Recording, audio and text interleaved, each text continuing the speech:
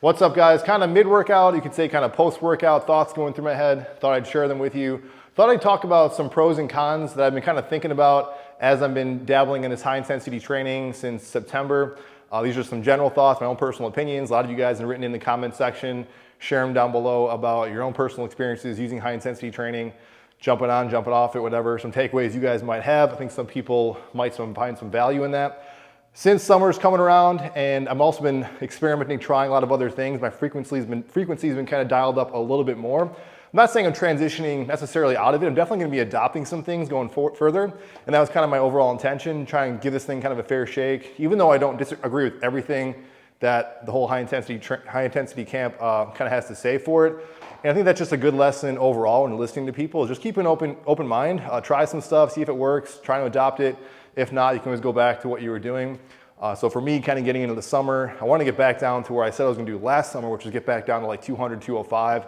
I've been sitting at 220 for over a year. So summer 2022, I was a little more dialed in conditioning wise. So I want to get back into that. I'm going to adopt some things I know personally work for me. I'm not saying that's always high volume, but even this workout, I did some extra sets, had some fun. And I've been kind of doing that a little bit because of some other toys I've been messing around with for the sake of just hitting record in the video. But in general, just want to go over and share some of my overall pros and cons so far doing this thing. First pro is pretty obvious. I think for most people, that is the time saving component. So for me, when I was working out pretty much at least 4 times a week, sometimes every day doing at least something, going down to like 2 workouts a week. And that was kind of not because I'm necessarily trying to, I actually wanted to do more of it. I was kind of neglecting the cardiovascular side of it. So I wanted to start doing a little bit more of that, especially as the weather's getting a little nicer. That was kind of being neglected. So I was only really working out 2 times a week. So I was saving an incredible amount of time. So I think for most people, a good takeaway is just to kind of see what happens to your body at a much lower frequency and just kind of see what happens and not feeling like you have to go to the gym every single day or 4 or 5 times a week. Next thing for sure would be simplicity, and that was something for me personally I always was pretty much adopting. If I didn't like an exercise, I wouldn't do it, and I never really forced in any exercises.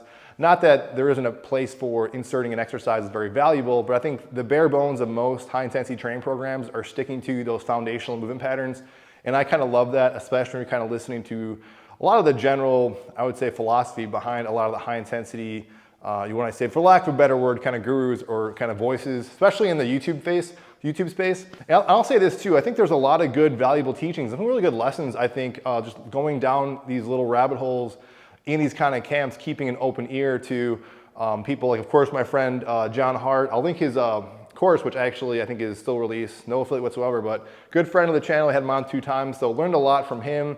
Other people on YouTube, like I was on the Drew Bay hit list. That's really great resource, and I can link these down below. I think the dude Jay Vincent on YouTube, I think, has some great stuff again. And so there's some other people off recording that I've also spoken with. There's a guy, Kevin Anderson, I think is his name, interviewed, also a great guy. So a lot of good stuff, resources, if you want to get that information out there. That I think the core of what a lot of those people are teaching, there's some good valuable lessons in there that I think, for instance, let's just say lowering the rep speed. That was something I did years ago. Started doing a little bit more of that. I'm not a true believer in going super slow, but that was kind of fun, experimenting a little bit. And I still believe that there's some machines, some apparatuses, I think actually pay off going a little bit faster, such as the Total Gym. And I also think if you can control that weight, control the rep speed, some people just can't, that's where injury kind of comes in. I think you can definitely afford to go faster, but that's just kind of a side tangent. But good little teachings like that, picking foundational movement patterns, going all out to essentially putting it all, giving your all, seeing what failure really feels like in a given set. I think that's also very valuable information. Even if you're doing like high volume, say even it's like 3 sets, I think people sometimes save a little bit too much in the tank versus really trying to put forth a little bit more effort in each set. Now moving into some of the cons that have been kind of going through my mind a little bit and just kind of some little tweaks that I personally did. First thing I noticed, really, this was in the first really 2 to even like 3 months in, so right in the beginning when I was really kind of doing this, was my level of soreness was so much higher. And it was almost to the point where I really couldn't work out more than 2 times a week because I would do that workout, and depending if it was upper or lower body, that was the split I was doing, I was sore for a good like 5 or 6 days. That once that kind of subsided, then I'd work out and train again, I was sore incredibly hard again. And I think that was not necessarily because I was doing something new. That could have been a little bit it. I really think it was because when I was bringing those reps to failure, I was doing my all out maximum as much as I could. And I really think it was that last set that really dug that deep hole for me.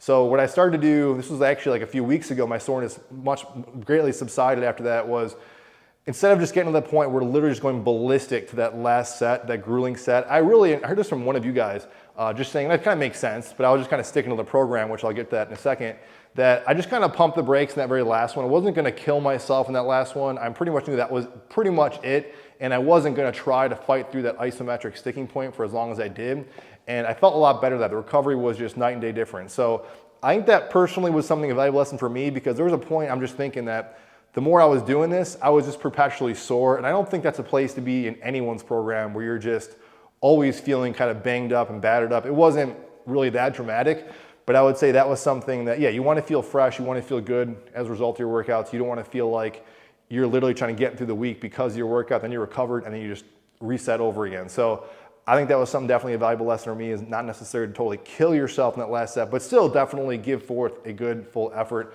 getting to that point of concentric momentary muscular fatigue. As this is up there, is probably the biggest con, and I actually brought this up in the interview with John Hart too. I think our very first one was, I personally think there's a great value in doing some physical movement. I know John agreed to that, like getting out and doing some cardiovascular activity, but I found myself just being a lot less physically active. My weight was pretty much stable. I would say my muscle mass and my size was pretty much more or less the same. I saw the strength go up a little bit. I think in some of the lifts that I was documenting, that was also, I'd say, also a little pro, as I was getting back into tracking exercise and having a program. So that was definitely a pro for me versus being a little more kind of intuitive in my training. But I personally really do just feel better just kind of doing some sort of physical movement. So what I'm kind of sticking to, and this gets in probably the next con, which was kind of the dogma of the high intensity training. And I'm someone on the channel, you guys know, I don't really preach any kind of dogma whatsoever. Big believer, trying what works for you, of course, learn as much as you can and apply it. But I think it's very often people treat exercise essentially as a religion, and they can never deviate from it. And I was kind of doing that. Even though I was trying to say this is just kind of for fun, I'm going to stick to a program, just doing those one sets.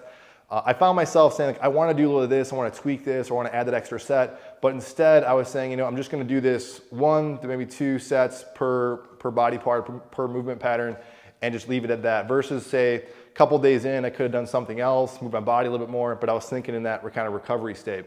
And that kind of goes back to just how I was feeling. I really wasn't feeling like I really wanted to put forth another training session because I was just so sore. So that was something to kind of factor into that. And that leads into maybe the last con, which really isn't, I don't think, related to high intensity training, but I just found myself being a little less physically active, a little less on point versus when I was doing more higher volume, you could just say, yeah, higher volume types of training, just doing some activity every day.